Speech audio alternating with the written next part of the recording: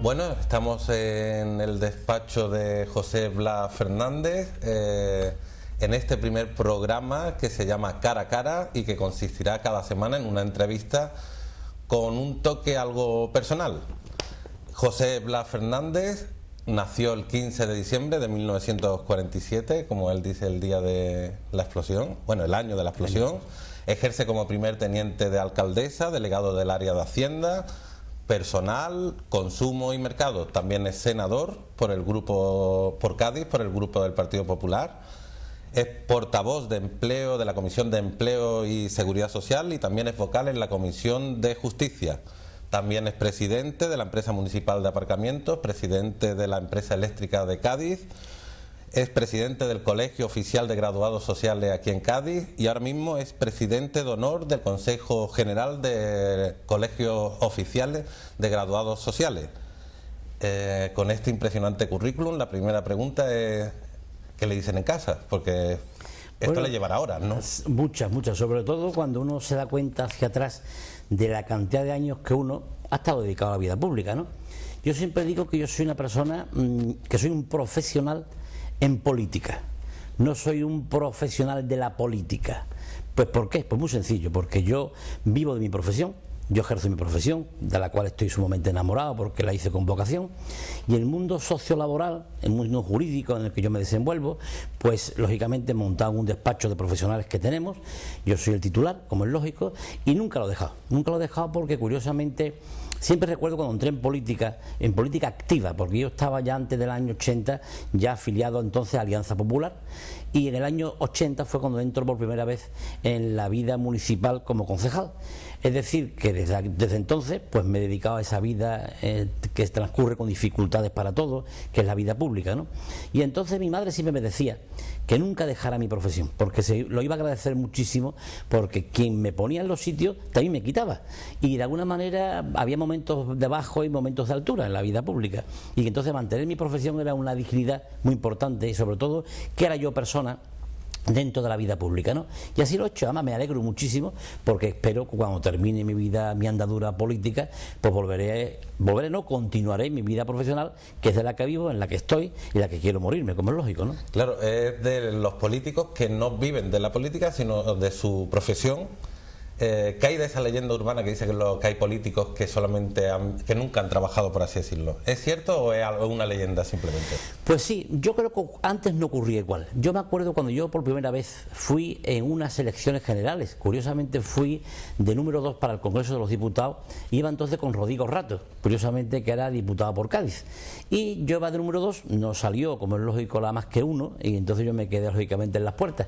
Después a la siguiente legislatura ya me presenté en las elecciones municipales y continúo aquí, ¿no? Pero yo en la vida he vivido en la política, o por lo menos el sueldo que he tenido era con dedicación exclusiva de la política. Yo tengo ahora una asignación, como todo el mundo tiene, pero que es mucho menor, como es lógico, que el político que está dedicado a ella, donde me compatibilizan, soy compatible, y para eso tengo que pagar el sacrificio de no cobrar de la política. ¿Qué cobro? Pues la asistencia a los plenos, que no tiene nada que ver, como es lógico, tanto en el Senado como aquí, con lo que ganan otras personas, que dignamente para ellos es digno que lo esté yo diciendo, que viven con ello, ¿no? Pero cuando yo en principio inicié la andadura política, me acuerdo que en la lista que íbamos 9 miembros de entonces Alianza Popular, era una coalición AP-PDP-UL, pues todos vivíamos de la vida profesional. Había quien era abogado, quien era como yo graduado social, quien era presidente de por ejemplo, de Oreca, que en aquella fecha tenía unos negocios de hostelería, otros que tenían comercios de frutas y hortalizas, otro era empresario economista, en fin, otro era funcionario, pero todos vivían de la vida suya, ¿no? Con el tiempo se ha ido deteriorando, o cambiando las circunstancias y se han ido liberando a las personas y poniéndolas, como es lógico, con dedicación exclusiva. Y esa dedicación exclusiva tiene una doble vertiente para mí, que es que como estás dedicado plenamente a esa situación de la vida pública, pues te hipotecas muchísimo, ¿no? Y yo la verdad que no tengo ningún tipo de hipoteca. Yo estoy aquí el tiempo que considere que tenga que estar mi partido, seré disciplinado con mi partido, y cuando salga de aquí no van a tener conmigo ningún tipo de problema, ¿no? Yo recuerdo cuando yo, estando en el Senado, en la 8ª legislatura, llegamos a un acuerdo de ponerle a los concejales que están de alta en Seguridad Social, no tenían desempleo. Tanto los concejales como los diputados provinciales, que para ser diputado provincial hay que ser concejal previamente. Yo también he sido diputado provincial. Y me acuerdo cuando yo estuve elaborando el proyecto de ley, que se hizo en tiempos de, en este caso, del señor Rodríguez Zapatero, era un poco por darle cobertura a tantísimos concejales que había en la vida municipal, que cuando terminaban su mandato y iban a su casa no tenían ni desempleo. Entonces se les propuso y se consiguió que le quede el paro, una especie de garantía, claro, por el tiempo que han cotizado, para que le quede algo, ¿no? Pero yo no tengo ni eso, porque yo no cotizo en absoluto a la Seguridad Social, ni aquí en el Ayuntamiento ni en el Senado. Cotizo en mi propia actividad profesional, que es autónomo, y donde yo realmente vivo y estoy, ¿no? Así que yo creo que esto tiene una doble vertiente, buena o mala, y que el público en general, el pueblo en general, pues tiene un concepto del político, yo creo que erróneo, ¿no? Piensa que somos gente que de otra casta distinta, gente que vivimos un poco todo de lo mismo, ¿no? Y la verdad tengo que decir que eso no es cierto, y eso es un poco curioso, ¿no? Entiendo que hay muchos políticos viviendo de la honradez de su trabajo, y muchos pueblos de España que entregan su vida al ayuntamiento, al sitio donde se encuentran, a cambio de nada, a cambio no más que hacer una labor social, a veces mal vista. Pasa que en tiempos de crisis, pues la gente pone mucho el ojo encima del político, como si fuéramos una casta independiente, que ganamos dinero, que nos llevamos dinero a casa, que se roba, y eso no es así, y creo que porque hagan unos poquitos, que lo paguen por supuesto, pero que hay miles y miles y miles de personas honestas, honradas, entregadas a la vida profesional y a su vida pública, y que se duermen de noche muy tranquilos porque saben que tienen el deber cumplido. Claro, y usted habla desde la experiencia, porque si no me equivoco son 8 veces la que ha jurado cargo. ¿Podría decirse que es uno de los políticos más veteranos que hay ahora mismo en la provincia? Sí, efectivamente, yo llevo oficialmente del año 80, con lo cual he jurado el cargo 8 veces, digo jurado porque yo lo he jurado, donde han sido pues 8 legislaturas en las que he entrado. Estuve 12 años como oposición con el anterior gobierno socialista, y desde el 95 pues estoy en el equipo de gobierno, ¿no? También ininterrumpidamente. Es decir, que yo llevo justamente, voy para 32 años cuando termine esta legislatura. Me he llevado para 12 en el Parlamento Nacional, en este caso en la Cámara Alta como senador. Me llevé también 12 años como diputada provincial, y ya como consecuencia de, pues por consecuencia de estos cargos, lleva también tener otros cargos dentro de la administración, pero cargos que no son en nada remunerados, Quiero dejar muy claro que ni como diputado provincial, ni en este caso como presidente de una empresa pública, cobro absolutamente nada, Luego, en esta andadura política, me gustaría saber primero qué le empujó a entrar en política y qué ha cambiado desde sus comienzos a la actualidad. Pues mira, me entró a entrar en política, fue un amigo, un compañero, que estaba entonces presidente local del Partido Popular, me vio inquietud. Yo entonces ya era yo presidente de mi colegio profesional. Yo llevo en mi colegio 42 años de ejercicio profesional, y creé el Colegio de Cádiz porque procedíamos de Andalucía. Lo creamos en el año 71, fui uno de los 6 fundadores que tenía ese colegio, y bueno, dentro de mi profesión pues he llegado a lo máximo, que ha sido presidente del Consejo General de Colegios, ¿no? Eso me hizo un poco que se fijen mucho los que son políticos en los que somos profesionales. Es muy frecuente decir, como aquella persona destaca en tal actividad, vamos a llamarla a la política. Pero siempre con el agravante o el error de que muchos dejan su vida profesional y se meten en política para siempre, ¿no? Que no es su caso. Que no es mi caso. Yo estuve siempre en la vida profesional, estuve en la vida corporativa de mi profesión entera, y sigo estándolo, porque en mi Consejo General tuve mi mandato, como es lógico, como tal presidente nacional. Fui también presidente de los profesionales del derecho del trabajo a nivel europeo también, y luego pues por las circunstancias de tantos cargos que había que viajar mucho, pues he llegado a ser presidente de honor, ¿no? Que para mí me honra ser presidente de honor de todas las profesiones de España, ¿no? Y por supuesto presidente de mi colegio provincial de Cádiz y de Ceuta, que también me quita muchísimo tiempo, porque los colegios quitan mucho tiempo, ¿no? Así que yo creo que es una vocación profesional, que entonces esa inquietud que había por el deber de hacer las cosas mejor, por mi ciudad, por donde yo nací, yo soy gaditano, y entonces todo aquello me hacía mejorar mi ciudad, ¿no? Y entonces entré en el partido, mi idea era una idea conservadora, una idea centro-derecha, y lógicamente no tengo por qué negarlo, y aquí me mantengo, con vicisitudes, con encuentros, con desencuentros, con disgustos, con todo, ¿no? Y creo que he visto pasar muchas cosas por mi mente y por la vida mía profesional y por la vida pública, ¿no? Y es verdad, pues creo que soy de los más antiguos, si no los más antiguos, por lo menos en esta provincia, como concejal en la vida activa, pública, ininterrumpidamente, ¿no? Y usted ha estado en la oposición y está dentro del gobierno. ¿Qué es más sencillo? Pues mira, oposición también se trabaja. En la oposición es como todo en la vida. Cuando se forma un equipo, en la oposición hay quien trabaja y se lleva todo el marrón también de la oposición, y quien está en el equipo de gobierno también se lleva el marrón del equipo de gobierno. Yo en aquel momento recuerdo que fui el portavoz que tenía mi grupo en la oposición, fui un hombre muy combativo, lógicamente es la alternancia, ¿no? Y me cabe la satisfacción de haber gobernado. Es decir, cuando alguien está en oposición, lo que quiere es arrebatarle el gobierno a quien está para llevarlo uno a su partido. Y eso lo conseguí. Es decir, estuve 12 años en oposición, hice una gran labor en oposición, pero quema muchísimo. En la vida pública influye mucho el carisma de las personas, cómo te ve la gente. Si tú eres un opositor en la oposición, yo diría que leñero, duro, que impulsa un poco lo que es injusticia, lo llevas a cabo, pues también te crean enemistades contigo mismo. Y curiosamente después, cuando vas a gobernar, pues siempre alguien dice, es que ese hombre es mejor que esté en segundo plano que esté en primero, ¿no? Y eso ocurre mucho a los políticos. Hay un político de carisma de primera cara, de primera mano, de primera cara, donde yo siempre digo que esto es un poco como el teatro, ¿no? Como la escena en el teatro. Yo recuerdo siempre a Javier Escribá, que era un gran actor. Me acuerdo que hizo una película que se llamaba Molokai, la isla maldita. Era entonces cuando el padre Damián pues acudía a los leprosos, y desde el barco que llevaban los Sagrados Corazones, pues bendecía a los leprosos, y él se quedó en la isla maldita y también se terminó siendo leproso, ¿no? Y entonces esa imagen de Molokai y de Javier Escribá duró durante muchos años, porque era un hombre con una situación de bondad, porque el papel que le dieron fue un papel de primer protagonista. Sin embargo, yo recuerdo que Javier Escribá, siempre se quejaba él, hizo un papel luego en una película que se llamaba El Chulo.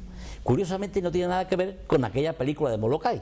Todos aquellos admiradores suyos que lo admiraban como un hombre de primera mano, cuando lo vieron en aquellos cabarets, en aquellos sitios donde hacía el papel de chulo, pues perdieron un poco el concepto de Javier Escribá. Y decía siempre, hay que ver las películas en función del papel que a uno le dan, cómo uno gana o pierde el carisma con la gente, ¿no? Pues la vida pública es lo mismo. El papel que tuve yo de oposición fue también duro, y lógicamente me hacía que siguiese de segundo plano en el papel que tengo, ¿no?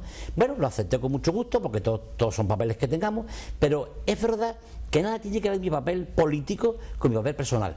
En absoluto. Hay mucha gente que me conocen, que son amigos, y dice, qué distinto pensé que eras por la forma de expresarte, o la forma de hacer las cosas, o el papel que tienes. Mi papel ahora mismo es un papel muy difícil aquí en el ayuntamiento, un papel de recortes, un papel de llevar a cabo el ahorro de la ciudad, el manejo del dinero, el manejo de la contratación, el personal, que hay que estar siempre bregando con los problemas de personal, que hay muchísima gente en este ayuntamiento, y las empresas auxiliares y las empresas públicas. Ese papel no es un papel agradable. Y menos en estos tiempos, y ¿no? menos justamente. Entonces el papel feo, terrible, de recorte, lo lleva uno. Y entonces ese uno, pues para la gente es el malo de la película, ¿no? Nunca mejor dicho. Y aquí pues yo hago ese malo de la película. Pero no me importa, creo que cumplo con mi obligación. Y tengo la conciencia muy tranquila, gracias a Dios, de que lo que hago lo hago por el fin primordial de interés general de una ciudad que ha venido a menos por razones obvias de la economía mundial, y que tengo que tener ese papel difícil de llevarla a cabo.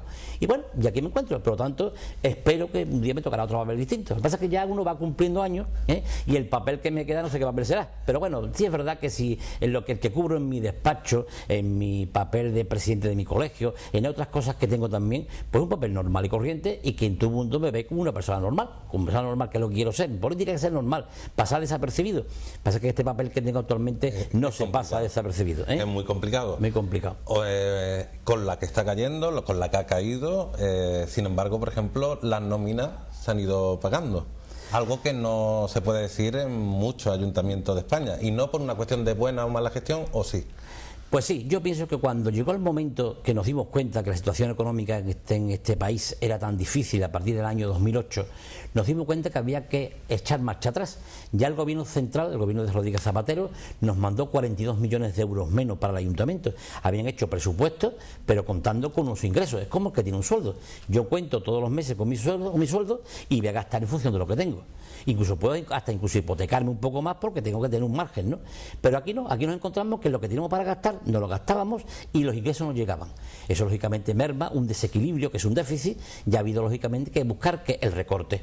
Yo recorto la luz, el agua, el papel, el teléfono, el reciclo por detrás, todo ese gasto corriente permanentemente, hasta el papel higiénico, hay que ahorrarlo. Entonces eso ha hecho que ahorre muchos millones, porque es verdad que las administraciones, sin saber por qué, se gastan muchas veces y parece que el que más gasta es mejor gestor, y es un error muy grande. Entonces esa situación hemos llevado a cabo de hacer todo lo más posible, ahorrar y lógicamente no parando lo principal, que es pagar la nómina, pagar seguridad social, pagar la hacienda, pagar a los proveedores. Esas cosas son las que hemos hecho poco a poco y están dándonos resultados.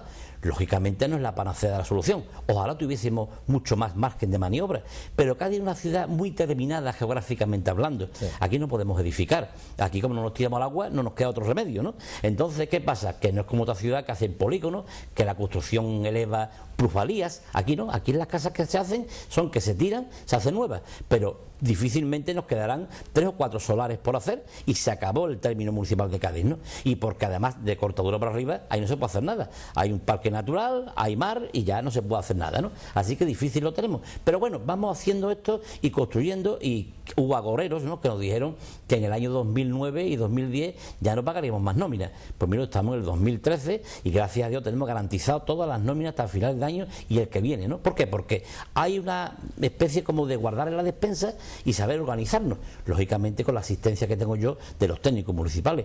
Pero yo aquí en la política que tengo actualmente, yo me convierto más en profesional que en político, porque yo me rodeo todos los días de los técnicos y vamos viendo como una empresa los parámetros que la empresa tiene. Y claro, llega un momento en que a lo mejor eres político, políticamente hablando, se hizo ahora mucho, ¿no? Más técnico. Eso, me convierto en más técnico porque claro, veo contratos de trabajo, veo los pagos que hay que hacer más mensualmente, los proveedores que hay que pagar, cómo sacamos los contratos de subasta, de adquisiciones o adjudicaciones de obras, un largo etcétera enorme, que mientras que el político compañero mío se dedica a gastarse el dinero en otras cosas, porque lógicamente tiene que venderlo así, yo me dedico a hurtarle con comillas a esos compañeros míos y decirle, oye, que no te gastes más que no puedes. Así que soy el malo de la película, tanto internamente como externamente. Lo que te iba a comentar, ahí también te ven como el malo. Bueno. Me ven el malo porque muchas veces, además es normal cuando alguien le pregunta a un compañero, oye, ¿qué no se puede hacer? No, habla con José Blas porque yo no sé, no tengo dinero, no puedo pagarte. El político normalmente en todos los estamentos que hay, el ministro, el consejero, el diputado o bien el concejal, cuando no puede pagar dice, vete al de Hacienda. El de Hacienda es un poco el que se lleva toda la parte negra de la película, ¿no? Lo que hablaba antes, lo que hablaba el padre Damián y lo que hablaba el chulo, ¿no? En una palabra, ¿Cree que justamente antes de la crisis hubo en España y en general en las administraciones públicas despilfarro? Sí, yo creo que aquí no se sabía el control del gasto que había y de hecho, fíjate bien que cuando llega a irse el señor Rodríguez Zapatero nos deja un déficit de 324.000 millones de euros. Que se dice pronto así, se dice, ¿no? Yo no sé, muchas veces quiero a ver si una maquinita me calcula en pesetas esos 324.000 millones de euros, ¿qué significa? Porque creo que no hay máquina que calcule millones de pesetas aquello, ¿no? ¿Qué ha sido? Se tiró dinero. Entonces se creía que con pedir préstamos a los bancos y con pedir garantía a los bancos, todo era, se crea un cheque bebé, donde se dice, bueno, por cada hijo que nazca en España, sea de quien sea, 2.500 euros. Si tiene 2, 6.000 euros. Claro, eso estamos hablando justamente antes de la crisis. Antes de la crisis. Nadie se imaginaba lo que venía, ¿o sí? Sí se imaginaba. Yo pienso ya que Estados Unidos y Europa estaba advirtiendo. Además nosotros vivíamos en España con muchos fondos europeos. No olvidemos que España, a partir de los años 90 y algo, Europa, cuando ya estamos en Europa, nos empieza a darnos ayudas. Sí. Ya Europa nos manda muchísimos millones, pero hay que justificarlos. y después te dice, te mando esto para hacer, pero hay que justificármelo a mí. ¿Qué se hace con eso? Que no se justifican muchos de ellos y que hacemos obras ineficaces, y obras que no hace falta la pena no hacerlas. El plan del señor Zapatero, se han hecho miles de rotondas en España, miles de deportivos, de polideportivos, que están cerrados, no tienen ningún tipo de contenido, se han hecho por hacer. ¿Qué se hizo? Darle a las constructoras, hacer un proyecto, cerrarse y punto. Sin embargo, en Cádiz buscamos proyectos propios que teníamos ya para nosotros hacerlo, y lo hemos hecho con ese dinero, ¿no? Pero esto no se ha hecho así, se ha tirado el dinero. Cuando alguien tira el dinero y después viene a pedirte el acreedor, oiga usted, págueme usted, si no le embargo, ahí tenemos el Ayuntamiento de Jerez. Estaba endeudado totalmente, tenía más de 3.000 y pico de personas, de funcionarios. Yo, sin embargo, no hemos echado ningún funcionario. Hemos ido amortizando los que se jubilaban o tenían invalidez, claro, o se marchaban, pero nunca ampliando las plantillas. Es un error, es un error. Pero es que el efecto multiplicador es que tenemos aquí cerca de 2.000 o 3.000 personas, entre las propias nuestras, que son unas 1.000, más las empresas públicas, más las empresas de servicios que tenemos, que trabajan para el ayuntamiento. Al final tenemos 3.000 familias que viven del ayuntamiento, que viven de los impuestos de los gaditanos y que viven de las transferencias que nos hace el Estado a nosotros, con lo cual eso hay que administrarlo bien. Si no se administra bien, nos encontramos que luego nos falta el dinero. ¿Y entonces quién es el malo? El de Hacienda, que ha tirado el dinero, y no que lo ha tirado, es que se ha malgastado. Por eso digo que el sufrimiento permanente de un delegado de Hacienda es terrible. Cuando ves que no llega a final de mes, cuando hay que pagar un préstamo, cuando hay que pagar un concierto de una determinada proyección que tenga la empresa o la ciudad, cuando hay necesidades, que hay que buscar dinero, y eso se pasa muy mal. Y todo pasa por mi despacho, por desgracia, por mi despacho. Es una de las cosas que yo nunca pensé, que a lo largo del tiempo, en momentos de dificultad y de crisis como esta, tantísimo tenía que verlo el mismo, ¿no? No lo sabía, ¿no? Escuchándole, me gustaría preguntarle directamente, ¿está un poco quemado porque claro, es mucha responsabilidad? Bueno, te puedo decir que desde el año 95 soy el delegado de Hacienda ininterrumpidamente. Yo a lo mejor le preguntaría a cualquier ciudadano de a pie, ¿quién fueron los delegados de fiestas? Y seguro que te dicen los nombres hasta de los anteriores a llegar la democracia. Y saben perfectamente los nombres de los concejales de fiesta. ¿Por qué? Porque la fiesta es agradable. Sin embargo, los de Hacienda seguro que no lo saben. Pues fue el mismo, por desgracia es el mismo, para lo bueno y para lo malo. Lo que pasa es que te vas quemando un poco porque te hace falta contar con más dinero. Y yo me gusta decirle a la alcaldesa que tenemos más para que pueda hacer proyectos. Claro. Y que el gaditano, cuando pregunte, sepa que tengo dinero para hacer lo que me está pidiendo. Yo hace un ratito pedí a una señora, decía, me hace falta un proyecto de una situación que quería hacer en una obra y tenía nada más que 6.000 euros, hacía falta pues creo que 16. Pues mire usted, no lo tengo. Y entonces ese proyecto se puede quedar nada más que corto porque no tenemos más dinero, ¿no? Y esto es lo que hay que entender a la gente. Esto es una economía doméstica. Yo no puedo comprarme un coche porque no tengo para ello. Yo no puedo comprarme un piso mejor porque no tengo para ello. O yo puedo comprar tal tipo de comida porque tengo para ello. Y es lo mismo, pero lógicamente a gran escala. Y a gran escala se pasa muy mal porque el que conoce bien el dinero y ve el termómetro de la economía es el que lo maneja. Y el que lo maneja somos los mismos siempre. El delegado de Hacienda, el interventor, el secretario y lógicamente en este caso la tesorera, ¿no? Y la verdad es que sufrimos mucho cuando vemos que no nos llega el dinero. Y hay que hacer proyectos. Y bueno, pues ahí estamos. Así que yo creo que lo único es recortar, saber equilibrar y saber también que la gente te comprendan y vean, y sobre todo que tengan memoria histórica, ¿eh? No la memoria histórica de otros. No hay mucha memoria histórica. Sí, pero la gente ya se olvidan que hace 2 años, ahora va a ser 2 años que gobierna el Partido Popular, España estaba en la quiebra absoluta. Y al año siguiente, por agosto, no fuimos intervenidos porque se hizo una buena, diría, tarea preparatoria para entrar en los proyectos que entramos de recortes y de ajustes, ¿no?, del gobierno de Rajoy. Pero si no estamos hoy absolutamente como Grecia. O sea, con gente en la calle, el desempleo, una economía sumergida terrible, y España no sé cómo estaría, ¿eh? Pero no hemos sido intervenidos. Y la gente debe saber la historia de cada cosa. Es muy fácil, yo creo que de lo malo, afortunadamente nos olvidamos, el humano se olvida, ¿no? También de lo bueno nos recordamos, pero es bueno que la gente sepa cómo estaba esto y cómo lo cogimos, ¿no? Claro, el efecto multiplicador a nivel nacional con un ayuntamiento es tremendo. No olvidemos que el ayuntamiento de Cádiz, como todos, el 60% de los impuestos vienen del Estado. Aquí conseguimos el 30 al 40 con los impuestos propios, tasas, lógicamente impuestos y arbitrio, y en fin, esa serie de impuestos que todo el mundo conoce de pecata minuta, ¿no? Que es el IBI, el más impuesto de todos, y lógicamente las cantidades que tengamos. Pero lo gordo viene de las transferencias del Estado y los convenios que hagamos con la administración, y que nos pague también la comunidad autónoma. Aquí hay una serie de cosas de transferencia que las soporta el ayuntamiento. Te pongo un ejemplo: los colegios de niños de menores públicos son todos municipales, propiedad municipal, pero quien da la clase, quien mantiene el colegio en la educación, es la Junta de Andalucía. Bueno, pues las limpiadoras las mantenemos nosotros, que nos cuesta una millonada, cuesta cerca de 2 millones de euros, nada más que el pico de la limpieza, mantener los colegios, ponerle bombilla, ponerle luz, todo eso, y nosotros qué competencia tenemos con los colegios, ninguna. Entonces, ¿ves necesaria una reforma de la administración local, no? De todas formas, me gustaría preguntarle una cosa. La crisis, bueno, evidentemente ha dejado mucho sufrimiento, pero se pueden sacar conclusiones positivas, ¿no? Se puede sacar una importante, que es que podemos gastar no más de lo que tenemos y ver nuestras carencias. Muy importante. Es decir, mire usted, ¿yo qué tengo? Yo no soy igual que Madrid como ayuntamiento, no es igual, por ejemplo, que Guadalajara o que Valencia. Mire usted, ¿cuáles son mis limitaciones? Usted tiene una limitación de suelo. Sus conceptos económicos son estos. Y usted cuenta con esto. Eso es el sueldo que dice yo doméstico, ¿no? Yo gano 1.200 euros al mes porque soy un trabajador mileurista. Mire usted no puede irse más allá de lo que usted puede. ¿Qué puede usted hacer? Ahorrar. Pero ahorrar para un préstamo, para algo que usted tenga, pero ahorrando. Pero más allá, gastándose el doble, usted no puede gastárselo. ¿Por qué? Porque usted no lo tiene. Cuando lo tenga, entonces hablaremos, ¿no? Y pensar en la lotería es absurdo, ¿no? Así que es bueno que la gente sepa que de alguna manera hay que gastarse lo que uno tiene.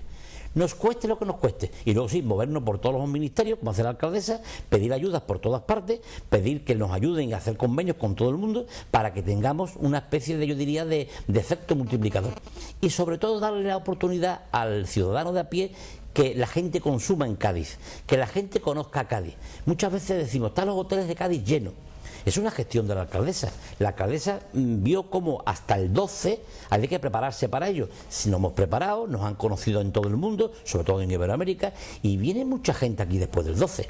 El efecto multiplicador del 12 es para muchos años más, con lo cual ya queda una especie de recuerdo de la ciudad Cádiz, la ciudad constitucional de 1812. Eso es importante mantenerlo. ¿Y mantenerlo para qué? Para que la gente que estén aquí aporten, ayuden, consuman, y cuando consume la gente, viene bien al ayuntamiento. Cuando monta un negocio uno, paga impuestos al ayuntamiento. Cuando uno compra una casa, paga plusvalía al ayuntamiento. Y eso es bueno para que tengamos mejores presupuestos. Pero hay que prepararla para eso. No para la cultura de, yo diría, de pon la mano y me voy. No, mire usted, cultura de apoyar y ayudar. Y sobre todo tener un concepto de ciudadano, de prosperidad, de ser optimista en tu ciudad, de ver que lo tuyo es lo mejor, compararlo siempre con lo mejor. No, muchas veces somos derrotistas en esta ciudad, por desgracia, y el gaditano a veces tiene unos vaivenes muy duros que le hace ser, lógicamente, a veces yo diría dudoso en su forma de actuar, ¿no? Muchas veces ha comentado que las obras del soterramiento es uno de los grandes logros de los últimos años en Cádiz. ¿El segundo puente? Sí, yo siempre he vendido y sigo vendiéndolo, en el sentido de vender las cosas de Cádiz, que el logro más importante que tuvo Cádiz fue el soterramiento. Para mí fue una ciudad que estaba dividida en dos, había una ciudad deprimida detrás de la vía del tren, donde la gente ni se conocía. Había gente que no conocía Puntales, no conocía, por ejemplo, el Cerro del Moro. Había gente que había que pasar la pasarela de la vía del tren para ir a otro sitio. Pues aquello era muy obstructivo, muy dificultoso y no se llegaba nunca. Y entonces la gente no iban, se quedaban en la parte, yo diría que no es deprimida. Cuando se abre el soterramiento, aparte de crear una gran avenida encima, que todos hemos visto, de cómo en aquel momento ni una sola vivienda daba la casa a la vía del tren. Hoy dan todas. Se han abierto puertas por detrás, se han abierto locales comerciales y estamos viendo cómo la avenida Juan Carlos I es una vía, un pulmón de Cádiz importantísimo. Bueno, pues eso fue para mí lo principal. Lógicamente uno de los puentes que estaba hecho ya era importantísimo, por necesidad de, lógicamente, de entrar hasta aquí, que es un embudo, y ahora el segundo puente. Yo pienso que el segundo puente es el que va a dar vida a todo el casco histórico, porque va a estar la ciudad mucho más tranquila y no va a estar colapsada las dos arterias principales que todo el mundo tiene que entrar por la avenida o por el Juan Carlos I para llegar hasta el centro. La entrada nueva en el sitio que está, gracias a haber ganado aquellos terrenos de astilleros, ociosos de astilleros, que los propios este gobierno municipal, por cierto, y que se han hecho allí muchísimas viviendas, pues mire usted, eso es lo que tenemos que que buscar fórmulas que al poco espacio que tengamos, hacerle lógicamente una gran cobertura, ¿no? Y yo estoy convencido que el segundo puente será otra de las joyas que va a tener el Cádiz, pero para muchos años, para muchos años. Me gustaría volver a una cosita del principio que habías comentado. Existe ahora mismo cierto desapego del ciudadano hacia la clase política e incluso hacia los sindicatos y líderes sociales de todo tipo. ¿Cómo se le puede explicar a los vecinos, al ciudadano en sí, que no todos los políticos son iguales? Algo que es obvio, porque no todos los ciudadanos son iguales, ejerzan la profesión que ejerzan. Sobre todo porque yo creo que el político está visto a través del poder mediático, el poder de la prensa, ya sea escrita o esa hablada, y entonces en función de ser o no tendencioso con el político, se crea una imagen que no lo es. Yo pienso que tiene que analizarse el político en su justa medida, en lo que hace cada uno, ver que no es fácil lo que está haciendo, no tener un concepto de que porque yo no tenga trabajo el político vive bien, no tener un concepto que porque yo esté en un momento muy difícil el político vive 100 veces mejor que yo y se lleva lo que puede y coloca a quien puede. Eso no es así. Claro, pero los casos, por ejemplo, de corrupción que se han ido dando no han ayudado mucho tampoco. Es verdad, y además yo en eso estoy de acuerdo que esas personas deben estar apartadas rápidamente de la vida pública, y sobre todo cuando tenga una sentencia firme que los condenen de verdad, ¿no? Yo rechazo totalmente el que alguien meta la mano en el cajón, clarísimo, porque no es tuyo. Daña mucho a la imagen del resto. Mucho, y sobre todo a tu propio equipo de gobierno y a tu propio partido político, si es que estás en un partido político, ¿no? La gente debe ser honesta y honrada, 100% honrada. También veo que tengan un sueldo, el que no lo tenga, porque dedicarse a una vida pública, claro, sin un dinero no puede estar nadie, porque más no puede vivir, ¿no? ¿De qué viviría? Pero bueno, eso es distinto. Lo que sí es verdad es que hay que ser honrado, honesto, cabal, ser buen gestor, coordinarse bien, ¿no? Y sobre todo yo pienso que vamos hacia un cambio, ¿eh? Yo estoy convencido de que nos toca vivir este milenio que entra nuevo, aunque llevemos no más que 13 años. Los milenios no se cambian en los 2 primeros años, se van cambiando, dicen siempre los históricos, en los primeros 15 o 20 años primeros. Entonces el milenio este variará poco a poco y variará la forma de ser político, la forma de actuar en política, la forma de elegir a las personas de la política, la forma de cómo se concurren en unas listas políticas. Eso va a ir cambiando poco a poco, porque nos lo están demandando los ciudadanos. Y el que venga aquí vendrá con la honradez propia de trabajar y querer trabajar, pero meter a todos en un mismo rasero, de que todos son iguales, eso yo no lo admito y sobre todo me parece mal. Lo que pasa es que la gente tiene un concepto del político porque uno robe, cree que todos roban. Mire usted, no roban todos, y muchísimo menos.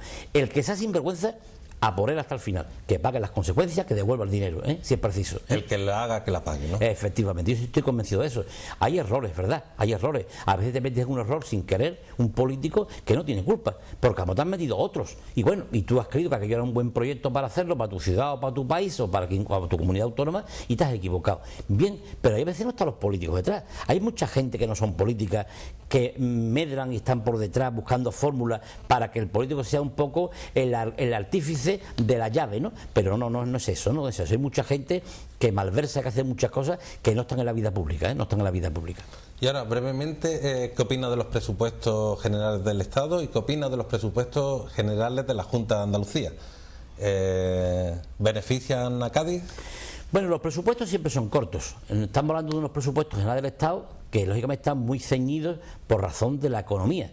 No podemos, lo que decía al principio, no podemos hacer unos presupuestos falsos, sería un poco, yo diría que prevaricar, engañar, ¿no? Yo puedo hacer un presupuesto perfecto, precioso, pero para no gastarlo, lo cual no me sirve para nada. Y entonces son presupuestos del Estado hechos para contener el gasto público y el gasto de tantísimos pensionistas como tenemos. Yo que soy vocal y portavoz de la Comisión de Empleo y Seguridad Social, tenemos un gran problema con las pensiones. Las pensiones en el año 2050, que está ahí prácticamente encima, va a haber en España 15 millones de pensionistas. Hay que buscar fórmulas para pagar esas pensiones. Es que las pensiones estamos pagando cerca de 8 o 10 millones de euros cada mes de más, porque cada vez está jubilando más gente y cada vez la gente está entrando en una dinámica de mayor vida propia, ¿no? Claro. Lógicamente. Entonces, eso hay que pagarlo. Y para tener un estado del bienestar hay que buscar fórmulas. Entonces, ¿qué hay que hacer? Contener lo que tenemos que contener, mantener lo que tenemos que mantener y, lógicamente, luego gastarnos lo que podamos. Pero en este momento es muy difícil hacer unos presupuestos del Estado. Lo que pasa es que a Cádiz no lo han perjudicado. Creo que no. En Cádiz, ya que con el segundo puente, que se ha ido una buena partida para ello, y la provincia ha adquirido también una serie de condicionantes importantes para viviendas, para infraestructura y para muchos proyectos que hay, pues bienvenido sea. La Junta de Andalucía echa la culpa a Rajoy que no le manda dinero. Mire usted, no, tiene usted que sabe administrarse. Es como si yo le echara la culpa a la Junta. La Junta me debe al Ayuntamiento de Cádiz por cerca de 9 millones de euros, que no me los paga desde el año 1990. Que me debe impuestos, pero impuestos de vado, de impuestos de circulación de vehículos, impuestos de IBI de vivienda, que no me los paga. Desde 1990. 90 debe. Antes de que nosotros llegar aquí, nos lo debe. Pues mire usted, yo tengo que seguir hacia adelante, pero si me los pagara, pues pagaría 9 millones de euros a proveedores y no pediría un préstamo. Con lo cual no le echo usted la culpa a nadie, porque no hay por qué echársela a usted. Sin embargo, me hago el favor de morderme la lengua y decir que usted es culpable de la parte que es culpable. Pero lo que tiene que hacer la Junta es sus competencias, atenderlas. Es que no las atiende. Es que, mire usted, tenemos en Cádiz una ciudad de la justicia que hace ya cerca de 13 años que no pone más que, yo diría que ni arena en el solar, porque nos están diciendo, vendiendo la ciudad de la justicia todos los años y no se hace nada. Una residencia sanitaria que está muerta de risa. ¿Cuántos proyectos que la Junta podía llevar a cabo? ¿Cuánta mano de obra crearía? Porque el Ayuntamiento no crea empleo, ¿eh? La gente mucho dice que el Ayuntamiento crea empleo. ¿Cómo va a crear empleo? Si no es misión de él, la misión es de la Junta de Andalucía, de crear el empleo. Bueno, pues sin embargo la gente cree que aquí nosotros creamos el empleo, que yo con meter llenar la plantilla del Ayuntamiento de gente acabo con el paro. Es un error gravísimo, ¿no? Porque al segundo mes no me llega el dinero. Entonces cierro el Ayuntamiento y todo el mundo al paro, ¿no? Al desempleo, ¿no? Estas son cosas que hay que saber matizarlas y sobre todo que la Junta cumpla con su obligación. Lo que pasa es que han hecho presupuestos que están endeudados. El problema de la Junta es que debe mucho dinero a los bancos, debe muchísimos millones, no ha llevado el déficit como es debido llevarlo, no ha sabido equilibrar los gastos que mantiene, y más ahora que mantiene un gobierno de coalición con Izquierda Unida, que no sabe quién manda a quién, con lo cual están contentando al socio permanentemente para que el socio haga sus proyectos, y sin embargo los hospitales que tienen que llevar el PSOE no lo está llevando. Entonces creo que es un gran problema que lo vemos en la ciudad, ¿no? ¿Cuántos proyectos de la Junta están paralizados y abandonados? No tienen nada, y hay un montón de chavales ahí en la escuela de hostelería que no le pagan hace 8 meses. Mire usted, y usted luego cuando tengamos un problema de reajuste de cualquier plantilla aquí en el ayuntamiento o de una empresa de servicios, usted nos echa a la gente encima. Sin embargo, son fenómenos, ¿eh? Para agitar y ponerse detrás de la pancarta son número uno, son los mejores, ¿eh? Son los dueños de la calle, ¿eh? Me gustaría hablarle de otro tema, que son las redes sociales, que están ganando cada vez más adeptos e incluso crean opinión por encima de los medios de comunicación tradicionales. ¿Qué le gusta y qué no le gusta de las redes sociales? Pues mire, me gusta que haya una inmediatez en las personas, que se conozcan las cosas de primera mano, que yo tenga una tabla y vea la noticia de última hora que ha llegado y que sea veraz. Pero redes sociales manipuladas para, de forma tendenciosa, equivocar al adversario o engañar al adversario, o lo que es peor, injuriar al adversario y utilizarlo contra él como un arma arrojadiza para que la gente se mueva contra esas personas o esas personas, no me parece bien. Yo me recuerdo todavía cuando el señor Rubalcaba, antes de las elecciones del 11M, movilizó contra las sedes del Partido Popular a toda la gente a través de las redes sociales, que entonces eran los teléfonos, sí, con SMS, ¿no? Y volcó todo el mundo por un gobierno que miente. Mire usted, que miente, ¿no? Es lo que en aquel momento lo estaban informando al gobierno que estaba en funciones, que era José María Aznar. Pues mire usted, eso se le ha vuelto contra ellos, porque después no se aclaró nunca nada del 11M, por lo menos yo no he visto nada aclarado. Pero es que todas estas redes sociales lo que incurren son en situaciones cuando no son verdades. Y me ha agradado mucho una sentencia del Tribunal de los Derechos Humanos que salió la semana pasada, donde habla que incluso hasta en los blogs tiene el dueño del blog que poner ahora el DNI, la persona que tiene que identificarse, aunque tenga un seudónimo, y que admitirle o no admitirle el comentario. Y en los foros de los medios de comunicación, el medio de comunicación es responsable de ese foro. Efectivamente. Porque el anonimato es una de... Eso, entonces dice que los derechos humanos que anteponen lo que es el honor de las personas a la libertad de expresión. Me parece correcto. Yo he sufrido en mis consecuencias insultos de personas, se me diera cuenta y me he visto obligado a ir a los tribunales. Después ya utilizan, es que usted no deja la libertad de expresión. Mire usted, la libertad de expresión es que usted me critique, diga que usted que soy un mal gestor, o lo que usted quiera decirme, pero sin insultar, sin injuriar, sin faltar a mi familia y sin decir las barbaridades que se dicen. Entonces eso hay que castigarlo. ¿Dónde? En los tribunales de justicia. Así que yo las redes sociales las veo muy bien porque me gustan, creo que es bueno. Yo tengo un blog donde además hago mis comentarios, veo blogs de otras personas, en el ambiente mío jurídico es importantísimo. Yo me acuerdo que antes en los despachos profesionales, sobre todo todos los que somos juristas, yo recuerdo que había que llenarlo de libros para poder consultar la jurisprudencia. Ahora yo pulso un botón y me salen 2000 sentencias de las que estoy buscando. Eso es una comodidad para los profesionales y para los jueces y para los tribunales y para los fiscales, cosa que antes no existía. Había que hacer fotocopias de aquellos libros antiguos que había en los despachos montados, ¿no? Que por cierto hoy los despachos están montados con libros que están huecos, porque ya como nadie vende el papel físico, claro, pues vende nada más que el CD, pues no tiene sentido. Entonces te hacen el despacho con libros todos simulados, huecos por dentro, para que por lo menos adorne, ¿no? Porque parece que un despacho, un abogado, un graduado social o una persona así de jurista, verlo sin libros hacía que no sabía, te lleva el hueco, ¿no? Entonces todo eso que ha hecho, que es muy bueno, y la verdad que yo creo que han cambiado. De hecho la prensa escrita está bajando. ¿Por qué está bajando? Porque el concepto, todavía hay personas mayores que les gusta leer el papel físico y por la mañana la prensa, ¿no? Y su casa y leerla, estar suscrito y ver lo que dice y los recortan.